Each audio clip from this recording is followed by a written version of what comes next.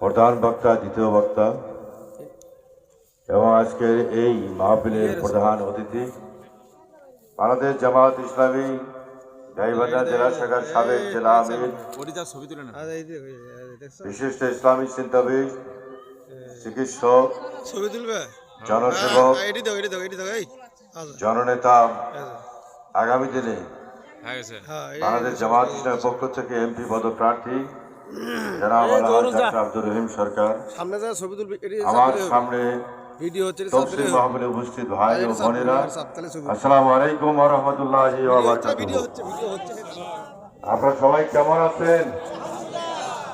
শব্দটা আসতে হলো, মনে হচ্ছে খুব চিন্তায় আছেন আপনারা। জি, আমারও বলি কেমন আছেন? আলহামদুলিল্লাহ। এই যে 54 বছর থেকে তফসির মাহফিল শুনে আসতেছি, এই শোনাই চলবে নাকি বাস্তবায়ন করা হবে? কোরআনের তফসির, কোরআনের ওয়াজ মাহফিল, জলসা সবাই শুনে আসতেছি ছোটকাল থেকে। কি বলেন আপনারা? এটা কি শোনা অবস্থায় থাকবে? কোরআন ঘরে থাকে থাকে থাকবে? মাদ্রাসার সাথে শুধু তেলাওয়াত হবে, হেফজ হবে, রাষ্ট্রীয় ক্ষমতায় যাবে? আমার কথা বোঝেন নাই আপনারা? আমি আবার বলি, এই যে কোরআনের মাহফিল অহরহ হচ্ছে, 54টি বছর থেকে চলছে, তার আগে থেকে চলছে।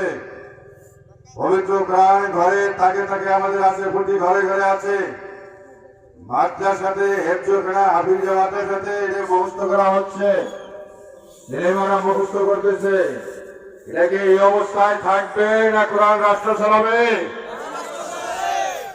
কারা কারা চান যে বাংলার এই জমিনের মসনদে কোরআন যায়?